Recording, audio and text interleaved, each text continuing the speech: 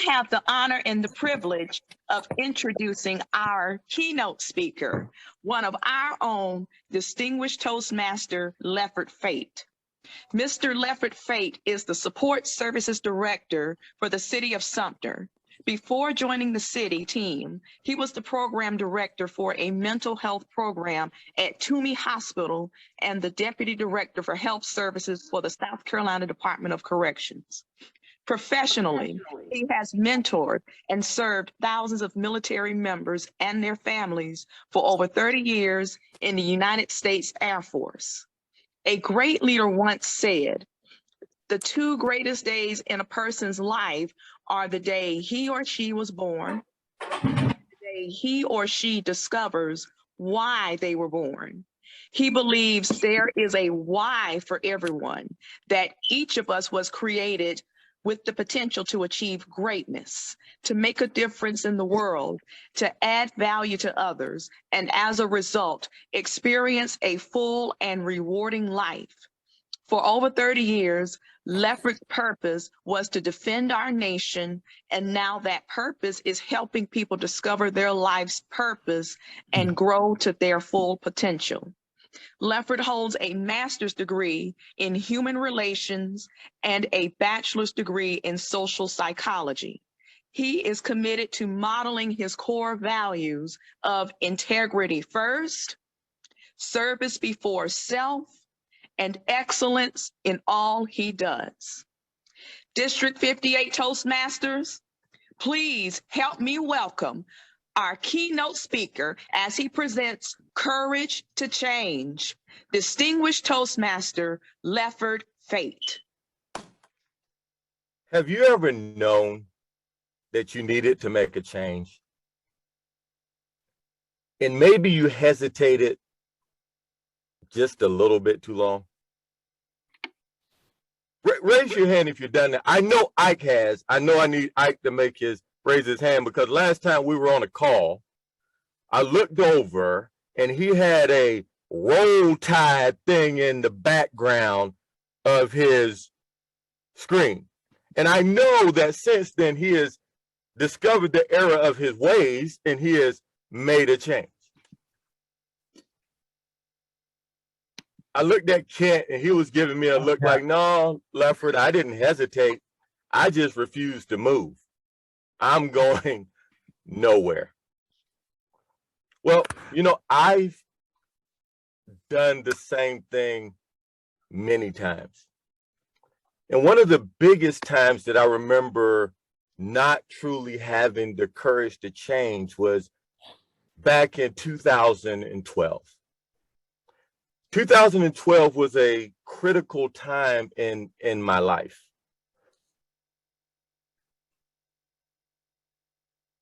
It was time for me to leave the United States Air Force. Now, I joined the Air Force when I was 17 years old, back in 1981. I left home at 17. I left my dad's house and my mother's house, and I went into Uncle Sam's house.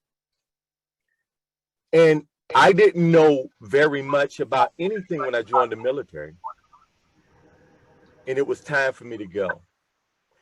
I was sitting in my office at Shaw Air Force Base when I heard this ding.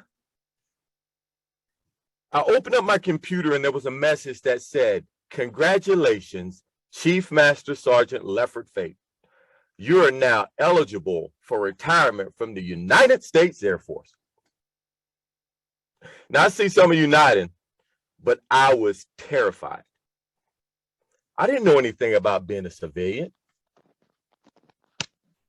I was a kid when I joined the military, and it was time for me to go.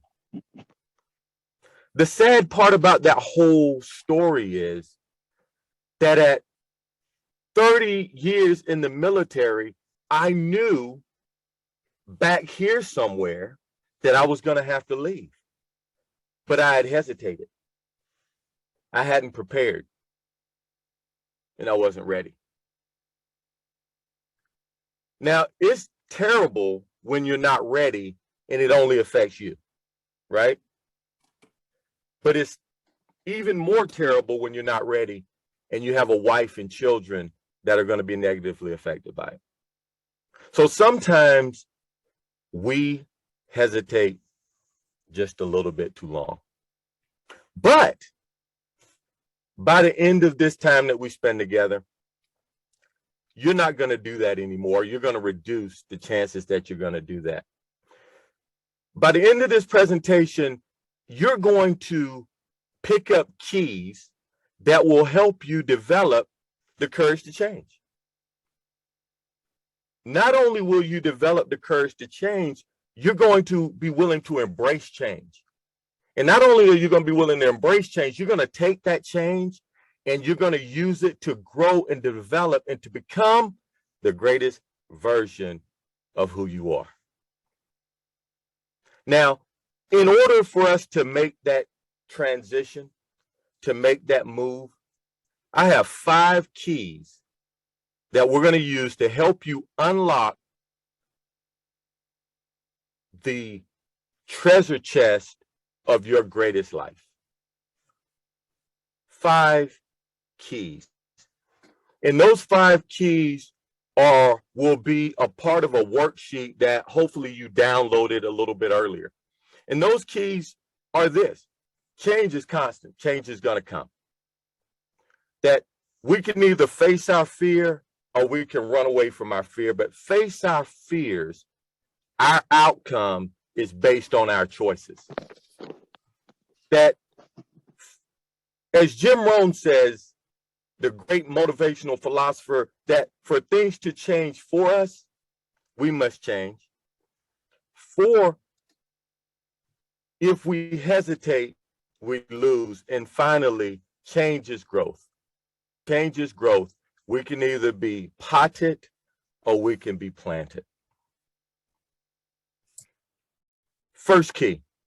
It reminds me of a game that I played when I was a little kid, and you may remember the song. Ready or not, here we. Change is gonna come. Ready or not, here we come. Now, Mallory, you gave a great quote. Actually, you gave a couple of really, really good quotes, and I love the one from Mary McLeod Bethune that you talked about. But one of my favorite quotes is from a gentleman by the name of Alvin Toffler. And he was a futurist, a leader, a philosopher. He's an author. He wrote this book called Future Shock.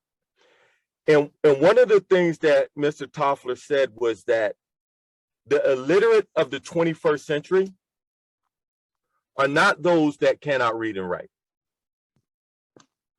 The illiterate of the 21st century are those that can't learn, unlearn, and relearn.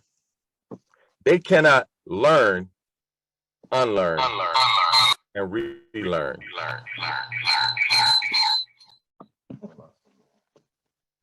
I'm not sure if that's me. I like myself in reverb. I'm actually a product of the 70s and 80s. And when we was in the discotheque jam, when the reverb got going, we started doing the bounce. Y'all don't know. Y'all don't hear me. Y'all know what I'm talking about. Mary Daniel is like, I have no idea, Lefford, what you're talking about. But talk to somebody that used to rock it at the party. You'll get it. So ready or not, here we come. And as I was talking a little bit earlier about when it was time for me to get out of the military, and I didn't pay attention to that, it doesn't matter whether we want to face change or not. It doesn't really matter if we have the courage to change or not, but it's going to come regardless. And because it's going to come, we have to be prepared for it. Throughout this morning that we're having this discussion, I'm going to ask a lot of questions. And I want you to write it down. I want you to write it down. And I know that when I read my Toastmasters manager manuals, and I know when I study Darren LaCroix and Craig Valentine, they always say things like, Lefford, nobody cares what you want, but y'all chose me to be your keynoter. So I do want you to care what I'm saying. I really want you to write this down because this stuff is hugely, hugely important for all of us. It is important for you. It is important for me. So please write this down. Dropped out. I spent all that time in the military, and I knew for a fact that one day I was going to have to leave. As I said, I didn't prepare. But thank the universe, or thank God, or thank whoever you want to thank, that people come into our lives to help us make those changes. I was on the golf course. It's something that Chief Master Sergeants like to do. And I was playing around the golf, and quite frankly, I knocked the ball in somebody's yard, and I was searching under their patio furniture to try to find my ball. And Jeff Fall, a gentleman that worked at Toomey Hospital, came up to me and said, "Lefford, he said, Chief, I hear you getting out of the military soon. What are you doing?"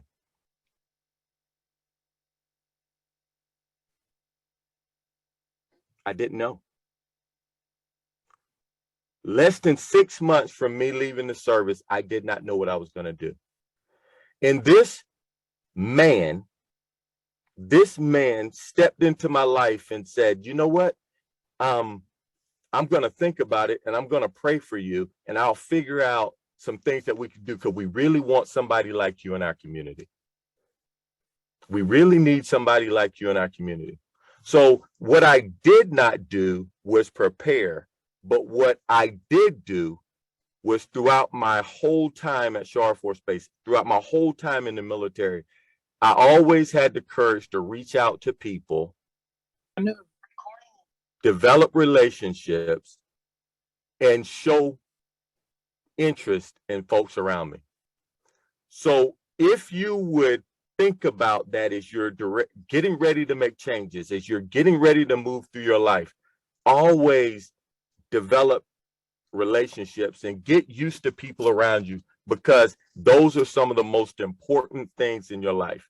Be ready, because change is going to come. But even when you're not always ready, surround yourself with people that can help you out. I'm going to mess with a good friend of mine for the day, Douglas Wilson. Everybody in Toastmasters knows, in Sumter, South Carolina knows him, and Columbia knows him. But if you don't know him, please get to know him, because this gentleman was one of the people that literally changed my life. He made a comment last week about I'm getting an opportunity to do this keynote. But Douglas, the only reason I'm giving this keynote, brother, is because you came into my life and you taught me how to speak civilian. So thank you very much. So one, ready or not, here it comes. Change is going to come. Change is constant. If you are going to not be the illiterate of the 21st century, you got to be ready to learn, unlearn, and relearn. But you know that's not enough. In order for us to change, we got to do several other things. And one of the most important things is a change of mindset. Mindset is usually important. The second key is that fear, we have to face our fear, because if we don't face our fear, we are in serious trouble. My first part of the military, I was stationed at a place called Minot Air Force Base, North Dakota. And it's way out there in the North Midwest. And as I was living in that state, there were some very interesting things out there. It was very open, very wide open, very cold, kind of like it is now, minus about 40 degrees. But the cool thing about North Dakota, it was a wildlife haven. And the wildlife haven that was important to me is that they had these things, these buffaloes, and they had cows. There's only probably about 5 states in the country where you can find cows and buffalo. And it was pretty interesting now. It wasn't so interesting then, because I read this article just recently about the story of cows and buffaloes, and how cows and buffaloes respond to bad weather. Has anybody ever heard the cows and buffalo story? There you go. I'm going to share it again, Don. In a storm, whenever cows see a storm coming across the plain, they will notice the storm and they will run away. They will see it and they will avoid it. Maybe like us. Have you ever saw a change coming in your life, maybe pathways, and instead of turning around and embracing it, you run? Amen. Felicia. So that is what cows do on the plain. Now, if you know anything about cows, they're not very fast. That's probably why we have a Burger King and a Wendy's and a McDonald's, because they're not very fast. On the other hand, when buffaloes see a storm, it's a mindset thing. When a buffalo sees a storm, they look into the storm and they decide that I'm going to go to and through the storm. They're going to go to and through the storm. And why would a buffalo go to and through the storm? Buffaloes are not fast. They're faster than cows, but they're not fast. The mindset of a buffalo is this: as soon as I face the storm and go through the storm, I can be on the other side of the storm. Does that make sense? Where a cow will run away from the storm will catch it, and as they're continuously running away from and with the storm, they're frustrated, they're mad, they're wet, they're cold. They spend all of that time in there. And don't we do that same thing sometimes?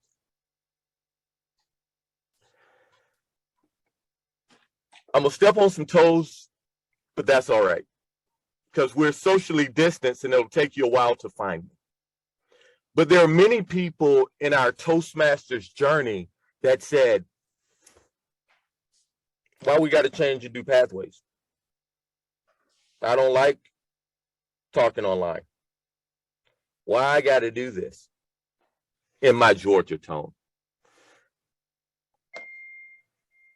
Many of us have run away from the pathways process.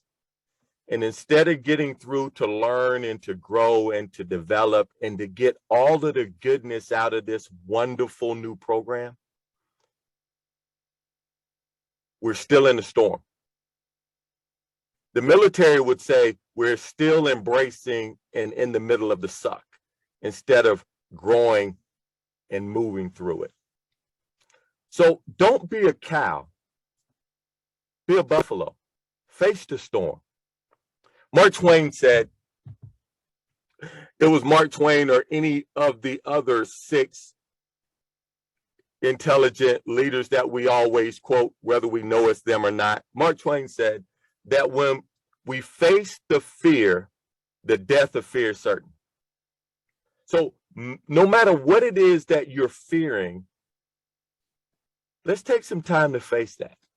So if you would, nobody's here to see it unless you're one of the 17 holidays on the call today. Nobody's going to see what you write. But write something down that you're presently fearing, that you fear this thing, and so you're running from it. You're not facing it. But if you faced it, it would positively impact your life. If you faced it, it may be tough for a little while. But if you got to the other side, oh, it's going to be good. And you're going to be past it. You may be saying, Lefford, that sounds all good, but that is hard. And do you always do it? Absolutely not. Absolutely not. There's so many things in my life that I've run into that I've just hesitated, avoided. And I find myself frustrated through that whole process. I'm extremely frustrated and mad and wet and soggy. But if only I faced it and walked towards it, I would be better. And I'm about 50-50 on that. And we'll talk a little bit about that later. So first and foremost, change is going to come. Change is going to come. Second, that we can fear it or we can face it. The choice is ours, but our choice determines our outcome. But think about the third thing. One of my favorite thought leaders is a guy named Jim Rohn. And Jim Rohn, they called him the great business philosopher. Raise your hand if you've ever heard of Jim Rohn or read any Jim Rohn stuff. Hey, man, I mean, I love me some Jim Rohn. But you know what? I actually really learned about Jim Rohn after joining Toastmasters. I'm a little bit ashamed of that because as I said, I joined Toastmasters in 2012 when I met Douglas Wilson and became a part of this Toastmasters deal. And Douglas and I have a little bit of a disagreement on how this thing actually played out, because he says that he taught me about Jim Rohn. I quite remember it that way, Douglas. Dwayne Turner taught me about Jim Rohn. Now, I've heard about Jim Rohn. I've even used the quotes. Have you ever used a quote and you really didn't know where it came from? You read the Cliff Notes of the class and you didn't. And for you younger people that don't know what Cliff Notes is, that got most of us through a lot of classes. We read the Cliff Notes. We have the bumper sticker, but we don't walk the walk. We don't live the life that it actually talks about. So I knew about the Jim Rohn thing. But when I joined Toastmasters and I started meeting all of these great leaders and reading all of these self-development people, and actually, instead of just going at the 30,000 foot level, I started digging into the process. Dwayne Turner told me about this guy named Jim Rohn, and I went out and I bought the CD set. CD sets, little round things, I guess, not downloadable, you know those. And I started listening to Jim Rohn, and I listened to Jim Rohn every day. When I was in prison working, shout out to my boy Craig. When I was in prison working, I had a 60-mile drive one way to the other every day. And every day I would put in Jim Rohn Ultimate Philosophy. And he said something that blew my mind.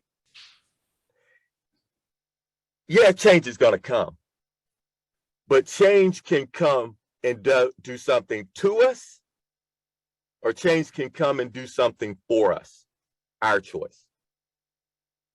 And one of these things that Jim Rohn said that sticks with me to this very day is that for things to change for us, we must change.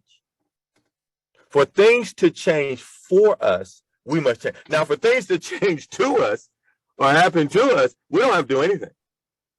We can just stand there and things happen to us. But for things to change for us, we have to change. Now, it is such a beautiful thought to understand this, that it is not my mother or my father, my brother or my sister, but it's me, oh Lord, standing in the need. It is what I have to do. And I can't use the excuses of the government did it, the economy did it. Wait a minute, COVID did it. For things to change for me, for things to change for you, you have to change. So this is where you pull out your pen or your smartphone or your PDA and write. What is it that you can change about you? This is a you plus you situation. That if you did it, if you change something about you, that you would have a better you. I'm I'm going to pause there for a second, because I don't want this to just be one of those, oh, that's cute, Lefford. Yeah, that's real cute. Ain't nobody got time for that. For my grammarian, it was intentional. Ain't nobody got time for that. But what is it that if you changed in you would be better? What about in your financial life? What is one thing in your financial life that you can change about you that would change you?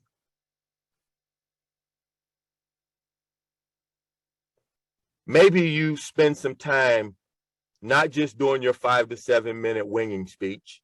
I'm not saying that any of us have ever done that.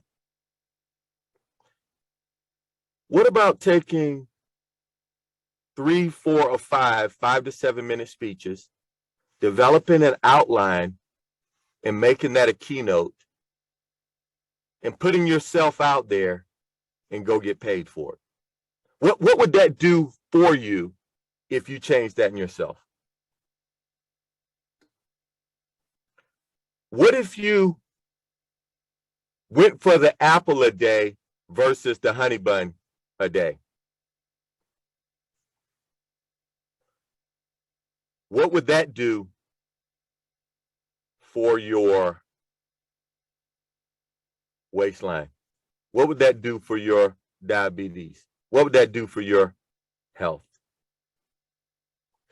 What if you got offline and got on your honey? Now, I don't want you to put negative thoughts in your head, oh, sexually freaky kind of stuff in your head. I'm just saying, but if that's your thing, go for it. But if you got offline and on your honey for an hour a day, what can happen if you change things for you? For things to change for us, we must change. And that's a hard one for us to take, because as Jim Rohn said in that wonderful body of work, and if you don't have the ultimate Jim Rohn library, I don't have money in Amazon, unfortunately. But if you don't have that, get it. It changed my life. Because if you want to be successful, what would you study? Success. If you want to be wealthy, what do you study? Wealth. If you want to be a great speaker, what do? Join Toastmasters and get a whole bunch of your friends to join. Donna, that was a shout out to you, sis. Trying to get those numbers up. Just take a minute. And I know I threw a lot of things out there, but this is the deal. It's not what I think. It's not what I tell you to do, because as many of us on this call are coaches, we know that the answer is inside. So what do we need to change? What do you need to change so your life can change for you? So where are we now? We started out with change is constant. Fear it or face it, it's our choice. And we know that for things to change for us, we have to change. But the fourth key to unlock your greatness, for you to go from being a little nervous about change to embrace the change, is this one. And maybe you've heard this quote. It's a proverb. It's a quote. It says that those who hesitate in war are lost. Have you heard that? Now, I'm going to do this, and it may be wrong, but hey, I'm showing some courage. Could somebody unmute, please, and tell me what they think that means? Please identify yourself when you do it also. Hey, Lefford, Jim Hatchell. Brother Jim. To me, it means if you don't take that first step and get off the starting line, you're never going to get to where you need to go. Amen. Amen. And Since my sister Sherry Jones sent me a message inbox earlier to wish me well, also Michelle Lobo did. I'm gonna give her an opportunity. What does that mean to you when you hear those who hesitate in war loss?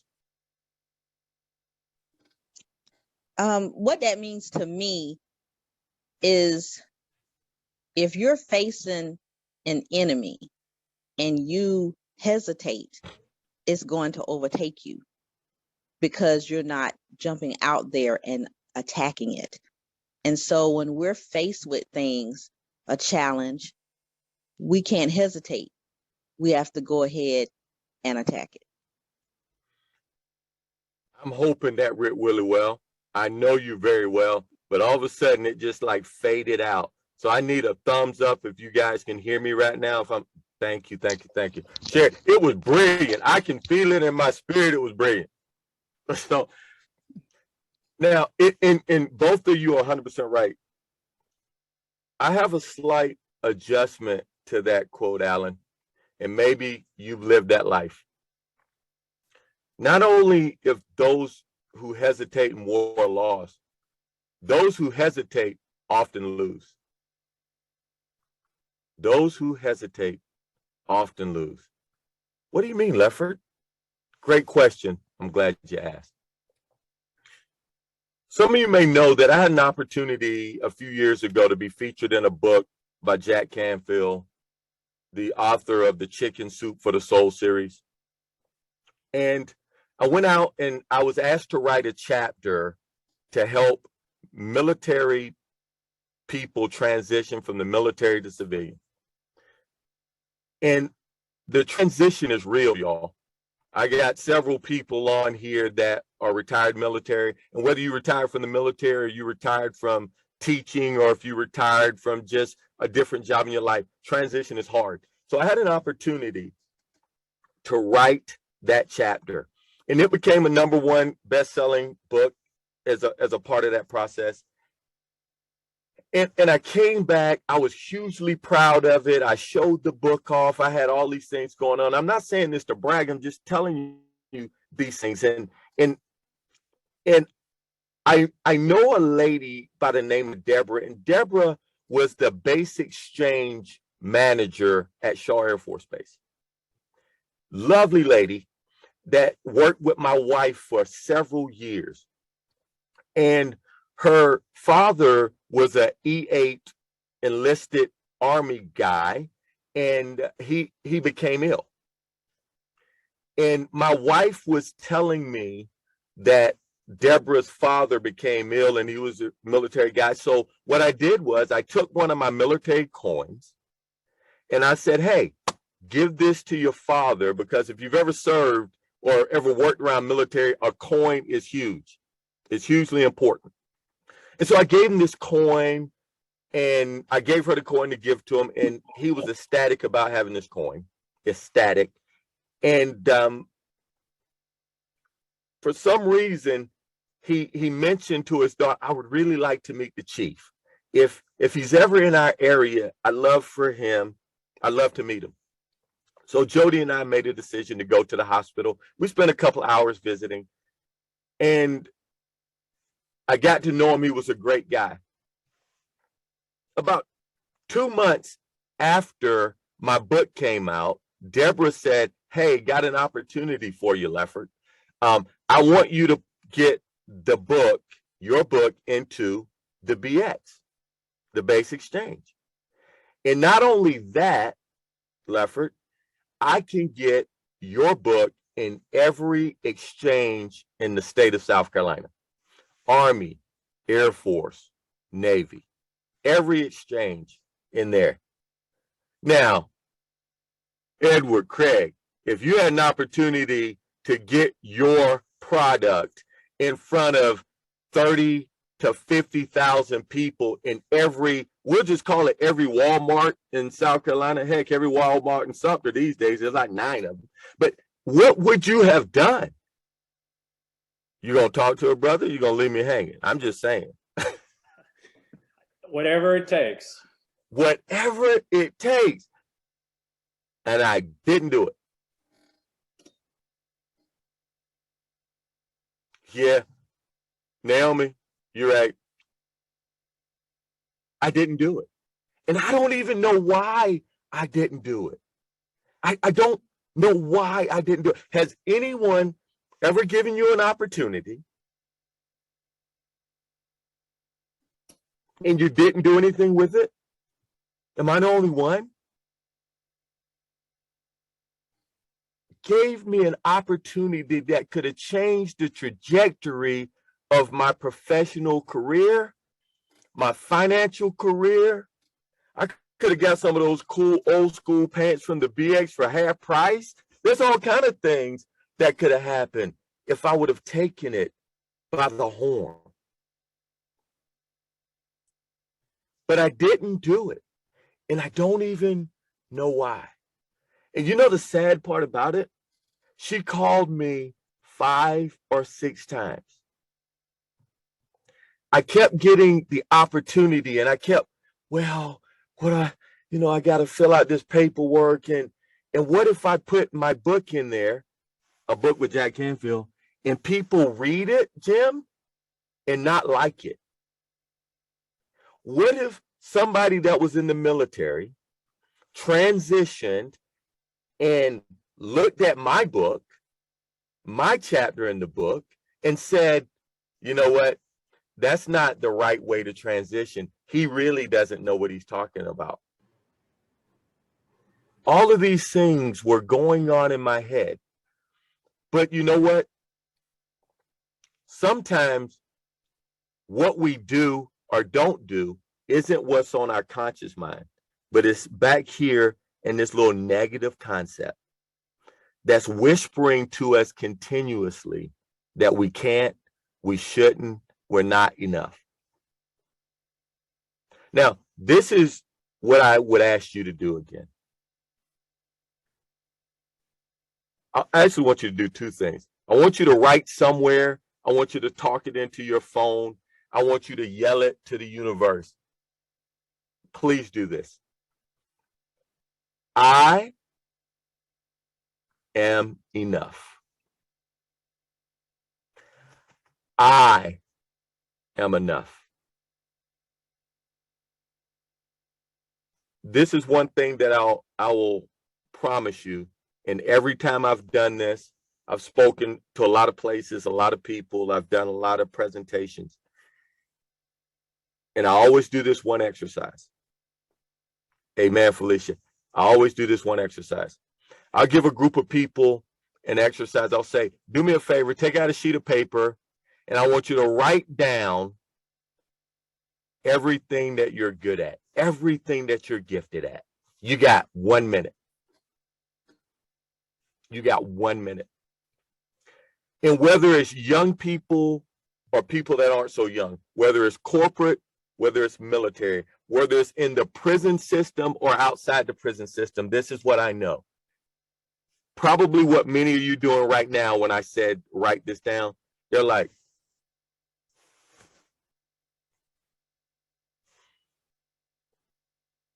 in a minute, the list is about that long. The other part of the exercise, I'll say, is your paper. Want you to write down the things that you suck at, excuse me for the delicate people, that you're not good at, that you're terrible at. They're writing, Lefford, can I have another sheet of paper? In a minute, they can figure out all those things that we do wrong, that we're not good at.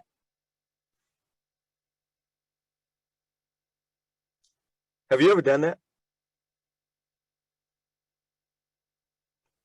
You are enough. Now, you may not be doing enough. Ain't gonna let you off the hook that easy. You may not be doing enough, but you are enough. I am enough. And why do I tell you this story? Because I had all this great opportunity for somebody that cared about me. They opened up the door. They turned the key. They probably chewed half the food for me, and I didn't do anything with it.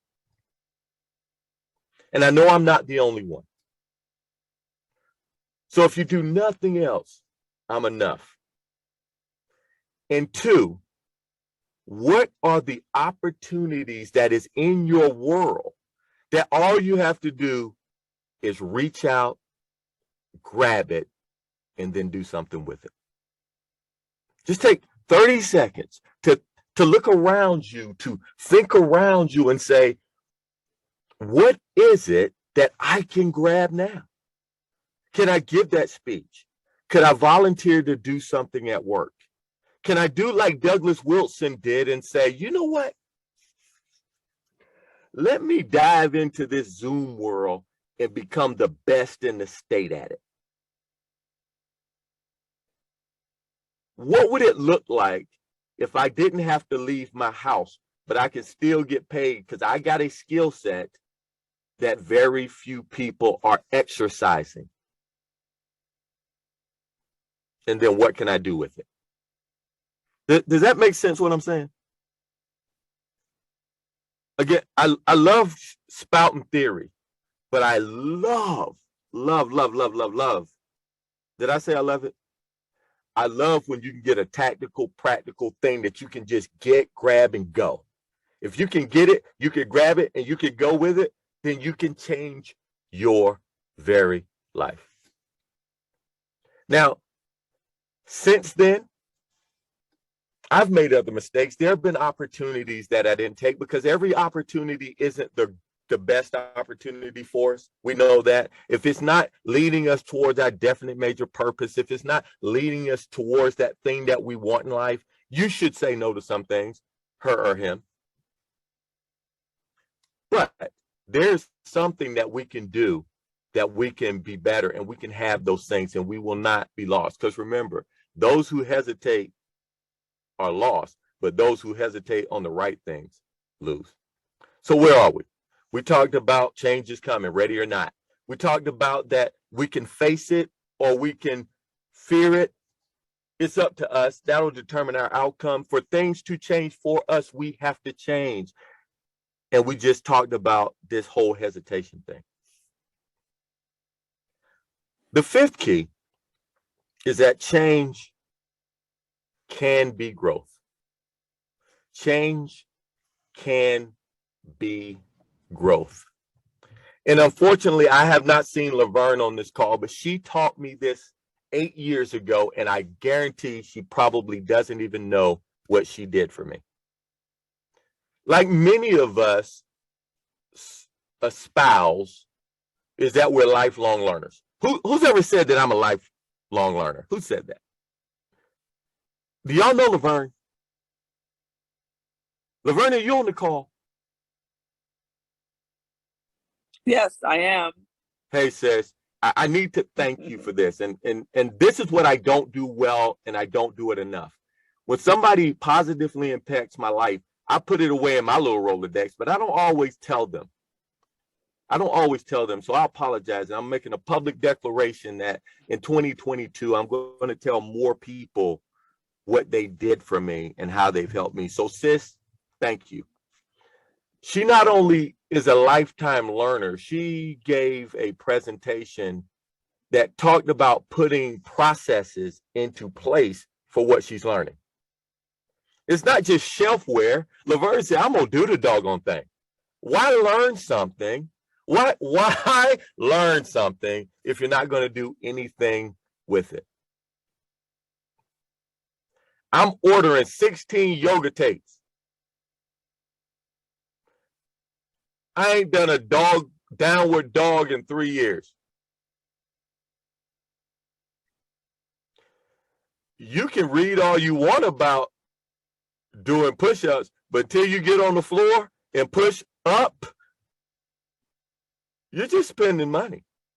And so what Laverne talked about was actually reading something and doing something with it.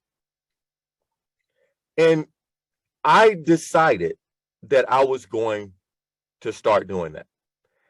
Not only am I going to do something with what I read, I'm going to continue to read because I think reading is fundamental. I think it's amazing. And if you do it, you can get a lot out of it. But I read everything, but I wasn't necessarily doing anything. Douglas, I think, and maybe a few other people will call it shelfware. Got a lot of shelfware. Got a beautiful library. It looks all cool. Don't ask me how many I've read. Different story for a different day. But I learned from there. And it brought something to my mind, and this is a question that I want you all to write down.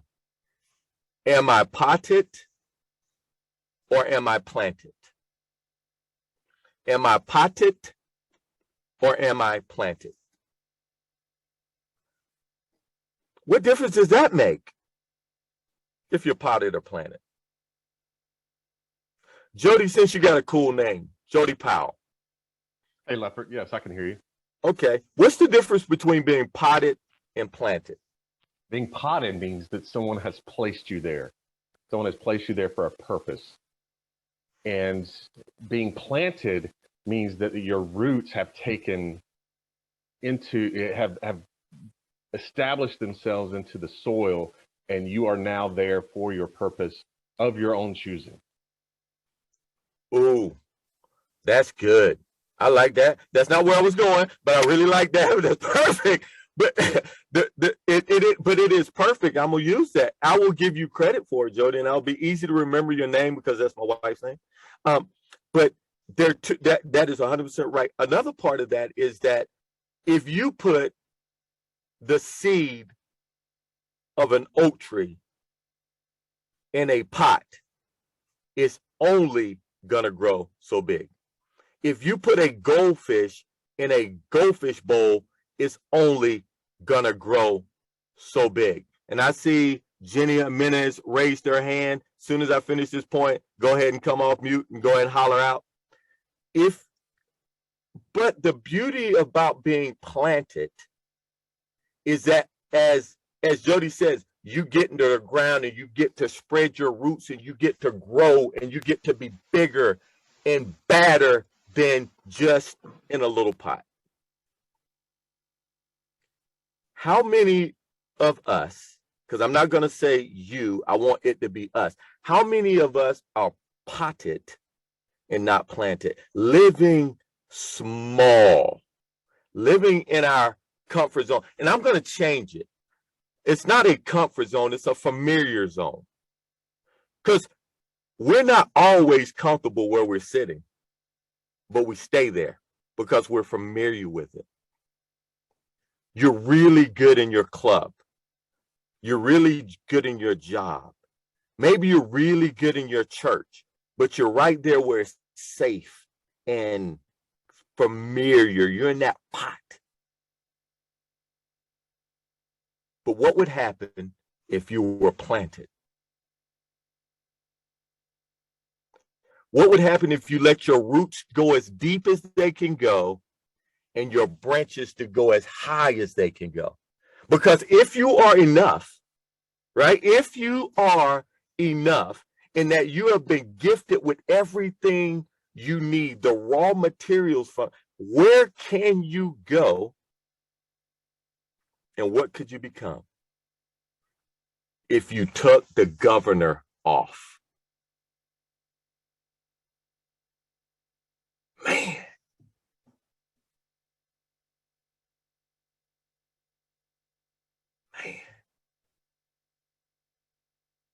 How it feel to think about where you can really go if you just broke the pot and started growing. Laverne Scholler taught me that. Don't just be a lifelong learner. Do something with what you learn. Develop a goal. Decide what you want. Put together a plan, and the plan does not have to be perfect because it will be provided to you as you move forth. And then grow, grow, grow, grow.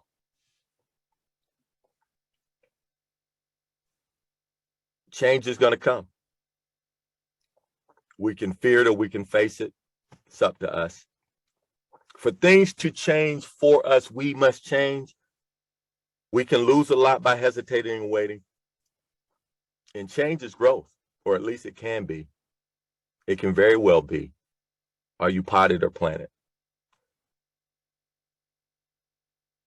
I struggled a whole lot trying to make a decision on whether to add this bit to the talk. I was on again, off again, on again, and I'm here and I'm going to do it. Because all of this stuff that I'm talking about is true and it's real, but it's only true and real for us if we do something with it. And having the courage to change is a cute concept. It's a cute thing. But what are we going to do with it as we finish up this keynote and move into the rest of the TLI? And what are you going to pull out of this and say, I'm going to take these keys that you gave, Lefford, and I'm going to start this engine and I'm going to blow this thing up for the rest of the day? But like I said earlier, Toffler said, the illiterate of the 21st century is not those that can't read and write, those that can't learn, unlearn, and relearn. This is something that I had to relearn. Memorial Day 2021, I was on vacation in San Diego, California. I was visiting my kids over there, and it was beautiful. Jim, you would appreciate this. 7:30 in the morning, I'm at Miramar on the golf course, and I am giving it to my kids and their friend. I mean, they wasn't expecting this old brother to be able to play some golf, but I was giving it to them. I mean, I'm not a Jim Hatchell golfer, but I was 3 over on the front 9. And if you've ever seen me play golf, you know I was not playing Lefford fake golf. I was playing Jim Hatchell golf. I was not that, but I was giving it to them, and it was great. Lunchtime, my son-in-law, a Navy guy, which is always fun beating up on Navy guys, Ken. I was wearing them out. You know, I just felt like I was doing it all. For dinner, they asked me, Papa, what did I want for dinner? I love Thai food. And San Diego's got some of the best Thai food in the country. And I was waiting for my food. I had some shrimp, pan, and I was ready for it. We ordered in. By the time that my order got in, I wasn't feeling very well.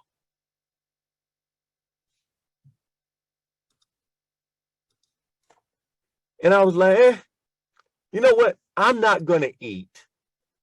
I'm just going to lay down. I laid down and I couldn't sleep. I was in a little bit of pain. And so I got up, go try to use the restroom. And this is a little, maybe too much information, but I couldn't pee.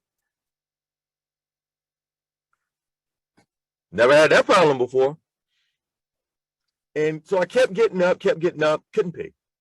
And I started having shakes and shivers. I was ill. And so, you know, I took some Tylenol. Thought that would help, wouldn't help.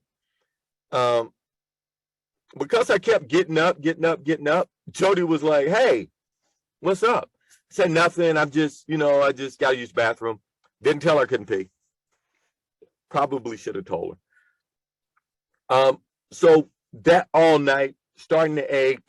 I took some NyQuil and Thermoflu. I probably almost OD'd, but I was just sick and wasn't getting better. And my daughter and my wife kept pushing me to go to the doctor. I said, I'm not going to the doctor, not going to do that. Anyway, finally, after taking Tylenol, after taking Thermoflu, after taking NyQuil, they convinced me to go to the emergency room. When I got there, after all these drugs in my body, I had 103.5 temperature. And my organs were shutting down. They put me in the hospital and said, you can't go home. And I was like, no, I'm leaving in a couple of days. I got to go. I can't be in here. And for the medical people in the house, Eugenie, they said, okay, you can leave, but we need you to sign this paper that says leaving against medical advice. Now, I've been a medic for a lot of years. That was a sign. I'm going nowhere. My kidneys were shutting down, my organs were shutting down. And basically, if not for my daughter and wife nagging me, I wouldn't be here before you today. Why am I telling you this story? Like Toffler said, we have to learn, unlearn, and relearn. I have lived my life as a healthy person. I've never been sick. I've broken things and hurt myself because I'm a high iron disc, and I might have done a stupid thing here or there today. But I had to learn some different things. I had to learn to listen to my inner self that says, hey, you need to get checked out more often. Hey, you're not 30 anymore. You just can't thug out when you're not feeling well.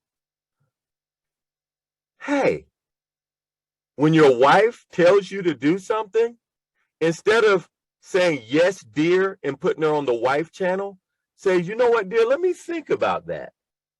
Because she had been telling me for a while. And to be honest, if my daughter would not have, because that's my baby girl. I don't know if you got a daughter or a granddaughter. They can say stuff to you that you just gonna do. But they saved my life that day. So open your mind and listen and do some things. Now, I'm not going to go too deep into it because the time is running short. But I have to now have the courage to change and do some behavioral things, to make some new decisions. Because as I get older, as we mature, there's some things that we just can't do. And we have to listen, we have to learn, and we have to lead ourselves.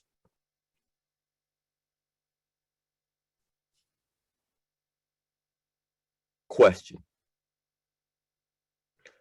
Do you have the courage to change to have your better life?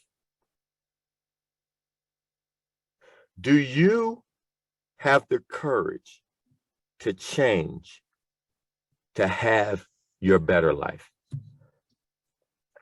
Easy to just say yes. Easy to say yes. But what can you do to show it? What can you do to show that? And not only can you, will you? Now, I asked this question at a Toastmasters meeting just recently, and I'm not going to do it because somebody gave me an answer that I wasn't ready for, and that's okay. But it's this. If there are 3 frogs sitting on a log in a lake, and one of the frogs decides to jump, how many frogs are left on the log? And do this, put it in the chat. How many frogs are left on the log? A jig full, Trent. There you go. Frog legs. None are left. 3 are left. All are left. None are left. None because the other 2 will jump as well.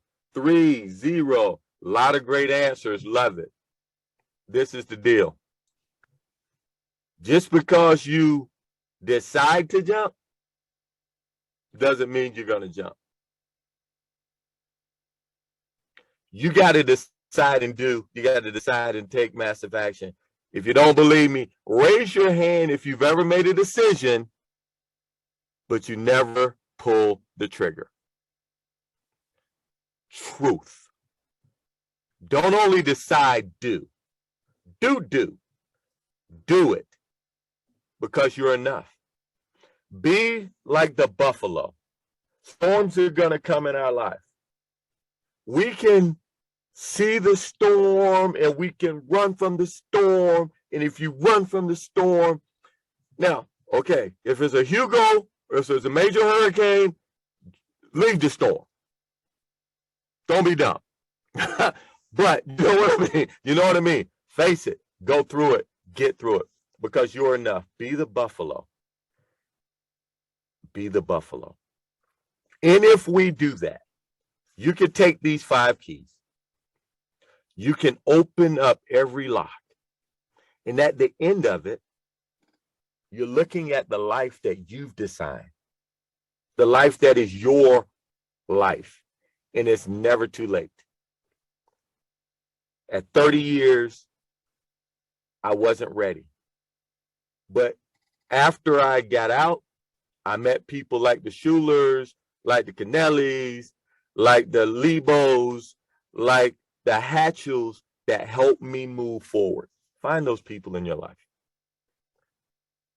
and live your greatest life. There were a couple of people, Melissa, that had questions in the chat. I am early.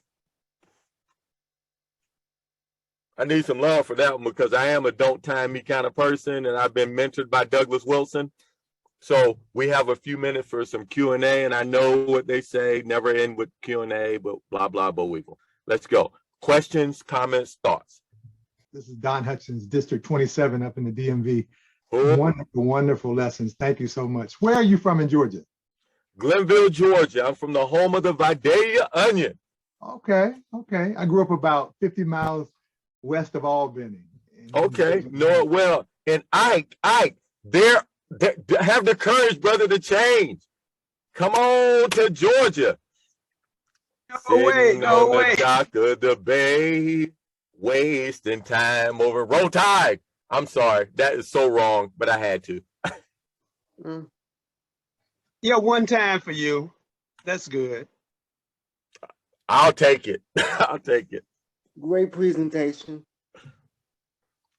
Thank you, Chuck. Appreciate you. Awesome message, Lefford. Well done. Thank you, everyone. And with that, like I said, I keep going back to you are enough. Have the courage to change, because courage isn't the absence of fear. It is fearing and facing it anyway. Just fear and face it anyway, because that thing that we're afraid of looks a lot bigger when we're looking over our shoulder. Sometimes you got to face that doggone thing and go in his mouth. And when you do, and I know that's an African-American colloquialism that I picked up in Georgia, that means face it and wrestle with it. Because when we face it and wrestle with it, we're going to win on the other end. Thank you very much. Be blessed. Thank you for this opportunity. Take this day and make it the best day ever.